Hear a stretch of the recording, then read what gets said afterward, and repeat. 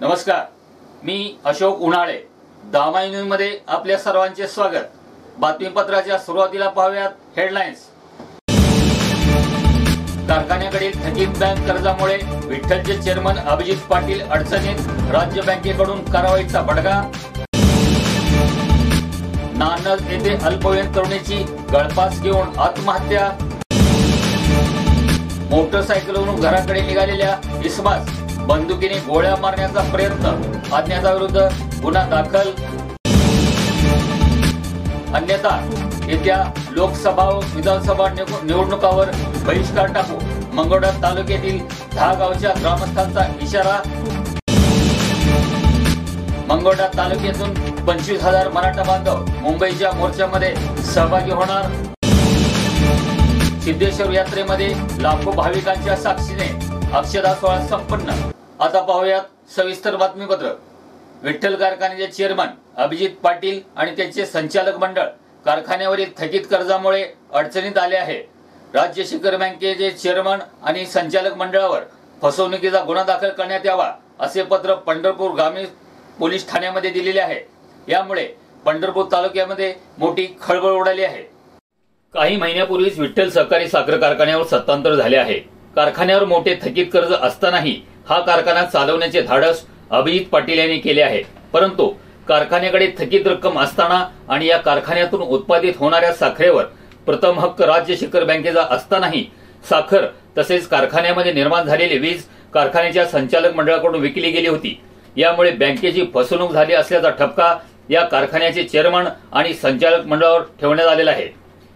राज्य शिखर बँकेचे सहाय्यक व्यवस्थापक यांनी या कारखान्याच्या संचालक मंडळावर फसवणुकीचा गुन्हा दाखल करण्यात यावा अशी तक्रार पंढरपूर ग्रामीण पोलिसांकडे केलेली आहे. विठ्ठल साखर कारखान्याने गळीत हंगाम पार पाडण्यासाठी तसेच विस्तारीकरणासाठी वेळोवेळी राज्य बँकेकडून कर्ज घेतलेले होते. या प्रकरणी कारखान्याची मालमत्ता तसेच जंगम मालमत्ता बँकेकडे गहाण ठेवण्यात आलेली होती.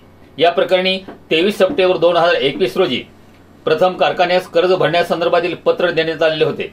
परंतु दिनांक 23 डिसेंबर 2023 अखेर कारखान्याने ही थकीत रक्कम भरलेली नाही.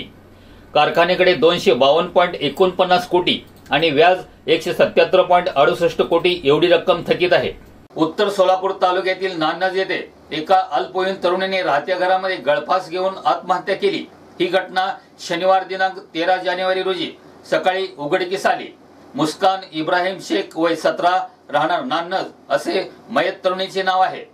शनिवारी सकाळी 11 वाजण्याच्या सुमारास घरात कोणी नसताना तिने छताच्या लोखंडी अँगलला साडीने गळफास घेऊन आत्महत्या केली. हा प्रकार उघडकीस आल्यानंतर तिला फासातून सोडवून खाजगी रुग्णालयामध्ये दाखल केले असता ती उपचारापूर्वी मयत झाल्याचे सांगण्यात आले. मुस्कान शेख हिच्या पश्चात आई, वडील, एक भाऊ असा परिवार आहे. शेटपळवरून आष्टीकडे मोटरसायकलवरून घराकडे निघालेल्या इसमास बंदुकीने गोळ्या मारण्याचा प्रयत्न केल्याप्रकरणी अज्ञात 3 जणांच्या विरोधामध्ये मोहोळ पोलीस ठाण्यामध्ये गुन्हा दाखल करण्यात आल्याची घटना 13 जानेवारी रोजी रात्री 8:15च्या दरम्यान शेटपळ रोडवर घडलेली आहे. याबाबत पोलिसांनी दिलेल्या माहितीनुसार दिनांक 13 जानेवारी रोजी रात्री 8:15च्या सुमारास मौजे आष्टी तालुका मोहोळ पंढरपूर शेटपळ रोडवरून फिर्यादी सिद्धेश्वर ब्रह्मदेव नाईक नवरे व त्याचा जोडीदार मोटरसायकलवरून घराकडे जात असताना 3 अनोळखी इसमांनी आमची मोटरसायकल अडवून फिर्यादीस एकाने त्याच्याकडील बंदुकीने गोळ्या मारण्याचा प्रयत्न करून मला जीव मारण्याचा प्रयत्न केला. सदर इस्माजवळ दांडके व बंदूक होती. त्याचे वय अंदाजे 25 ते 30 वर्ष असून अज्ञात 3 जणांच्या विरोधामध्ये सिद्धेश्वर ब्रह्मदेव नाईक नवरे व्यवसाय शेती राहणार पटवर्धन कुरोली तालुका पंढरपूर यांनी दिलेल्या फिर्यादीमध्ये म्हटले असून अज्ञात 3 जणांच्या विरोधामध्ये भारतीय दंड विधान कलम 307, 336, 341, 34 शस्त्र अधिनियम 325 प्रमाणे गुन्हा दाखल करण्यात आला असून अधिक तपास सहाय्यक पोलीस निरीक्षक झालटे हे करीत आहेत. येत्या लोकसभा व विधानसभा निवडणुकापूर्वी मंगळवेढा शिरनांगी रस्त्याचा प्रश्न मार्गी न लागल्यास येणाऱ्या लोकसभा व विधानसभा निवडणुकावर बहिष्कार टाकू असा इशारा डोंगरगाव, हजापूर, जालिहाळ, सिद्धनगिरी, रेड्डे, शिरनांगी, खोमनाळ, पाटकळ, अंधळगाव व खडकी या 10 गावच्या गावकऱ्यांनी दिलेला आहे. मंगळवेढा तालुक्यातील शिरनांगी, डोंगरगाव, पाटकळ, डोंगरगाव, अंधळगाव, डोंगरगाव ते खोमनाळ हे रस्ते अत्यंत खराब व अर्धवट अवस्थेत गेल्या अनेक वर्षापासून आहेत. या रस्त्यांचा प्रश्न तात्काळ मार्गी लावावा म्हणून या 10 गावच्या ग्रामस्थांनी शुक्रवार दिनांक 12 रोजी मंगोडा येथील सांगोला नाका येथे सुमारे 2 तास रास्ता रोको आंदोलन केले। या प्रसंगी हा इशारा दिला आहे।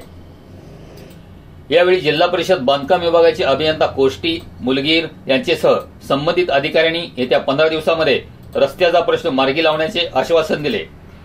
मनोज जरांगे पाटील यांच्या मार्गदर्शनाखाली 20 जानेवारी रोजी अंतरवाली सराटी येथून पायी पदयात्रा मुंबईकडे निघणार आहे। त्या संदर्भातील बैठक मंगोडा येथे पार पडली। त्यामध्ये मंगोडा तालुक्यातून 25,000 मराठा बांधव या यात्रेमध्ये सहभागी होणार असल्याचा निर्धार यावेळी व्यक्त करण्यात आला। यावेळी माऊली पवार म्हणाले, तिकडे मनोज जरांगे पाटील आंदोलन करत आहेत म्हणून आपण शांत बसणे योग्य नाही। जास्तीत जास्त संख्येने मराठा बांधवांनी यामध्ये सहभाग नोंदवावा। त्याचबरोबर आपल्या कुणबी नोंदी आहेत काय याची शहनिशा प्रत्येक मराठा बांधवांनी करावी। या आंदोलनादरम्यान जर मराठा समाज बांधवांना अटक झाली किंवा अडवण्यात आले तर महिलांनी त्या मतदारसंघातील आमदार व खासदाराच्या घरी ठिय्या आंदोलन करून त्याचा निषेध नोंदवावा असे मत व्यक्त केले।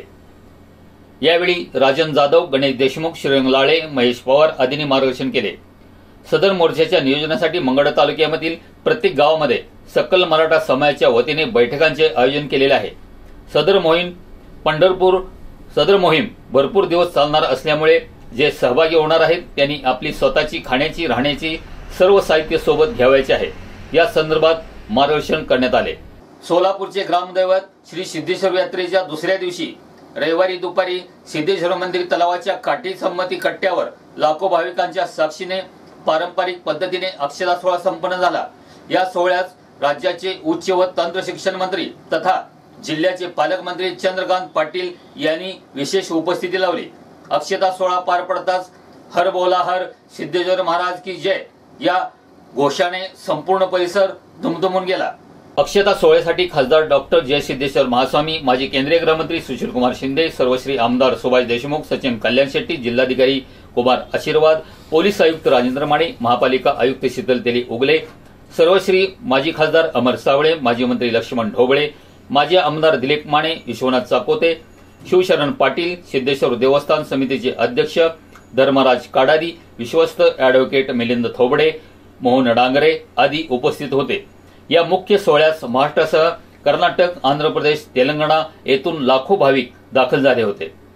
शिवयोगी सिद्धेश्वर महाराज की जय या जय घोषामध्ये दुपारी सत्यम सत्यम दिड्डम दिड्डमचा उच्चार झाला।